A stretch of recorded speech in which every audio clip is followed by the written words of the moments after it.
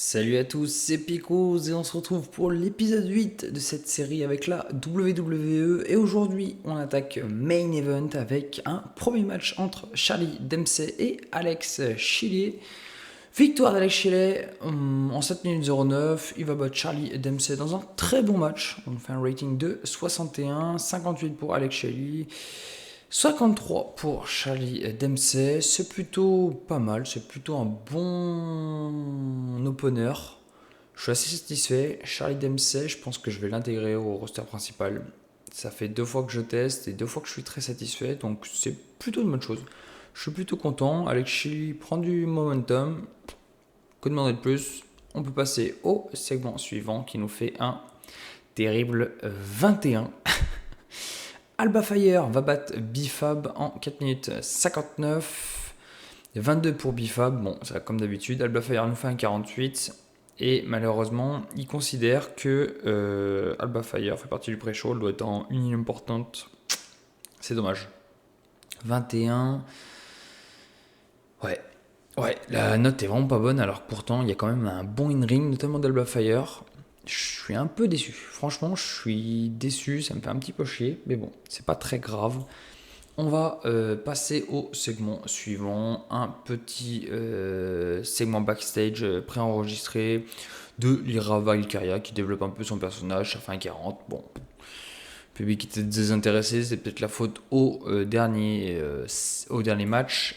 Et enfin, on termine ce show avec un match entre Rey Fenix et Ricky Saints. Victoire de Rey Fenix en 10 minutes 58, 67 de rating général, 70 pour Rey Fenix. Bon bah je me fais pas trop de soucis, Rey Fenix il est très très propre. Et 56 pour Ricky Saints. C'est plutôt bien, c'est très bien, je suis assez content des notes de Ricky Saints.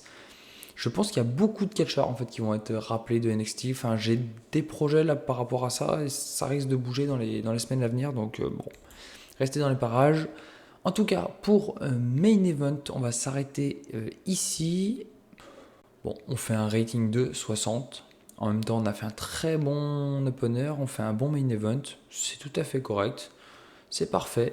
Nous, on se retrouve de suite pour Raw. Allez, c'est parti.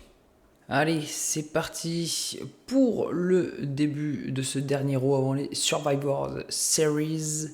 Et dans un très bon segment, Jey Uso est en train de se préparer backstage, il est dans son vestiaire tranquille, et Sheamus rentre dans le vestiaire et lui dit qu'il veut participer aux War Games avec l'équipe de Jey Uso. Il a des comptes à régler avec Rusev et le fait qu'il ait intégré la vision.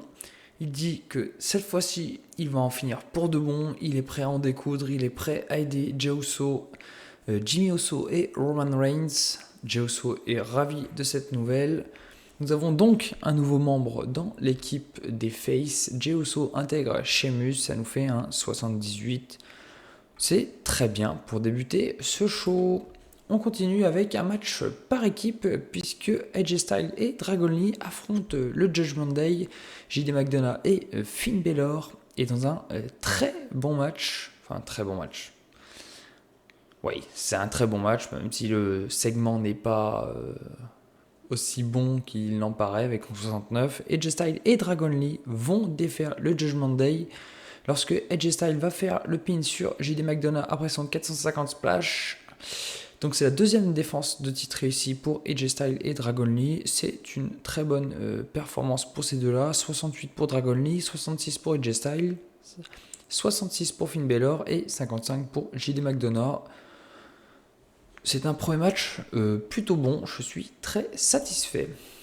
On enchaîne avec un segment backstage et suite à tout ce qui s'est passé entre ces hommes, Adam Pearce annonce à Dominic Mysterio qu'il peut choisir qu'il peut choisir le candidat qu'il veut dans les Free Lions pour pouvoir l'affronter pour le titre intercontinental.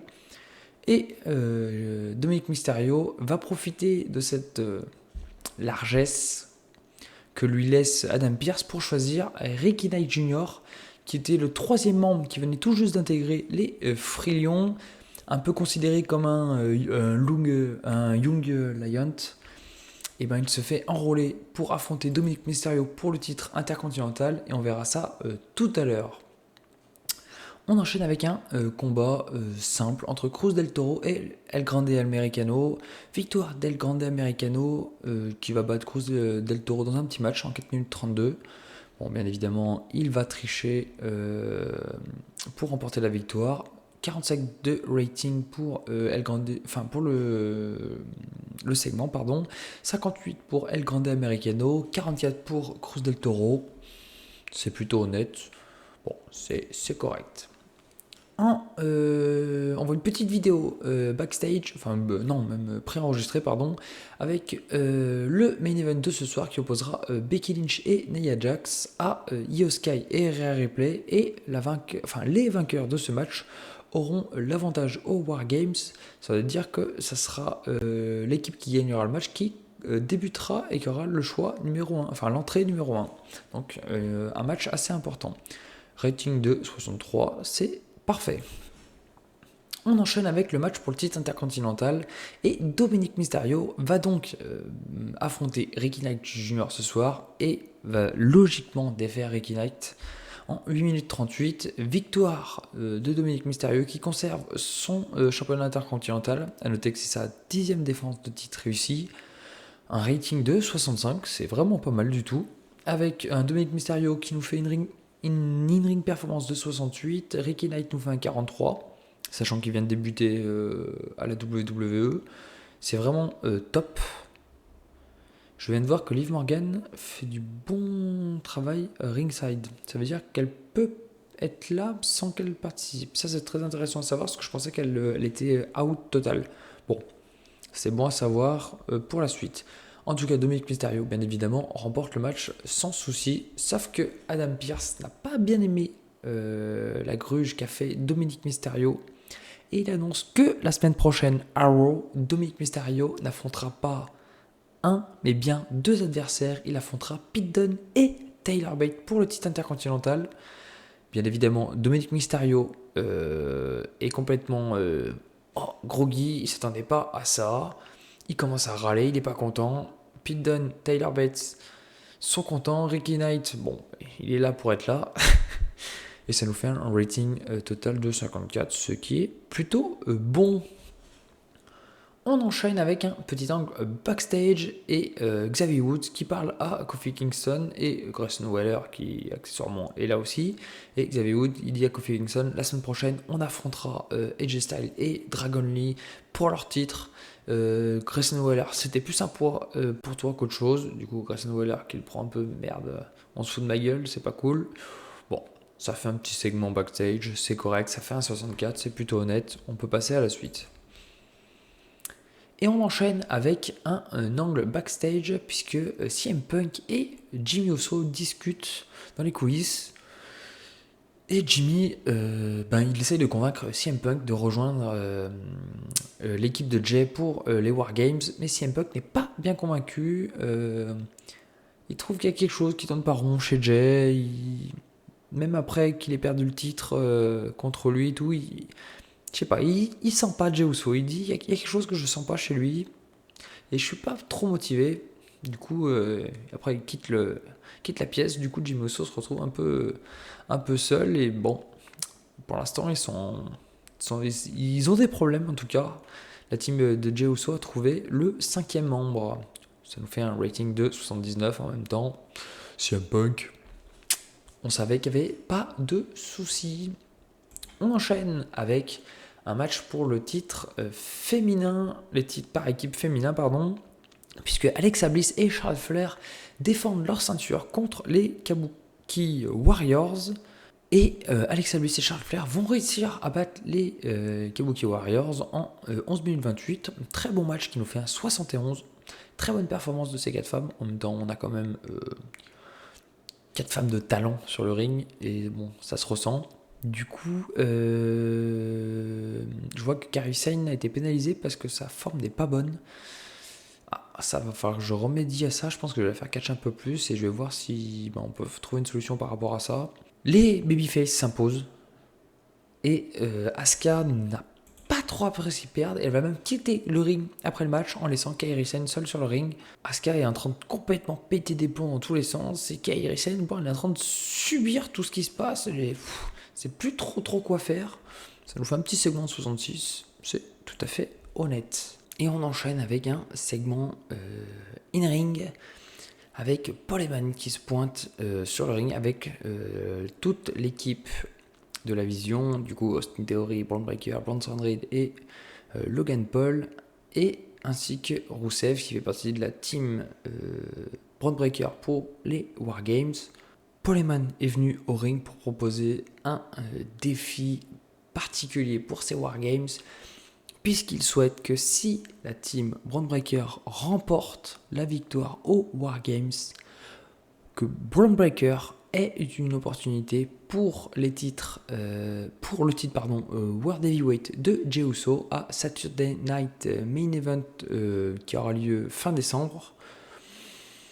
Donc c'est un bel ultimatum que propose Paul Heyman. Adam Pearce va se pointer et va dire ok, c'est quelque chose de correct, j'accepte la proposition. Même si Jey Uso ne donne pas son accord, Adam Pearce valide cette proposition. Paul Heyman est satisfait. Il fait signer à Braun Breaker que voilà, il fallait être patient, que ça allait payer tout ça. Braun Breaker est satisfait, l'équipe même de la Vision est plutôt contente. Les méchants sont ravis. Est-ce que les babyface le seront autant? J'en suis pas sûr.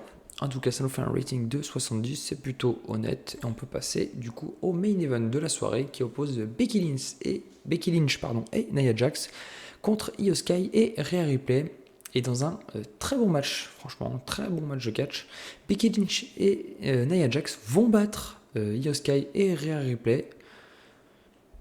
C'est un peu la surprise. Les Heels vont donc avoir le choix, l'opportunité de débuter les Wargames. Ça, c'est une très bonne chose pour elles. Et du coup, on va voir les performances. Nia Jax nous fait un 44, Becky Lynch nous fait un excellent 73, Rhea Ripley nous fait un 76 et Io Sky un 76. C'est très bon, les notes sont excellentes. Franchement, c'est vraiment topissime. Je suis très content de ce main event et qui permet surtout au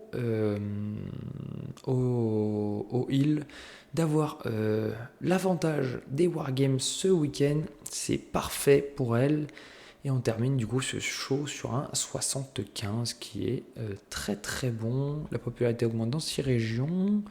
On va voir le rapport financier et le popularity recap. 1,6 million de profit, c'est super. Et on reprend de la popularité au Mexique. Ouais, c'est ça, au Mexique. C'est parfait. On se laisse donc ici pour cet épisode 8. Je vous dis à très vite pour l'épisode de SmackDown qui sera le dernier épisode avant les Survivor Series Wargames.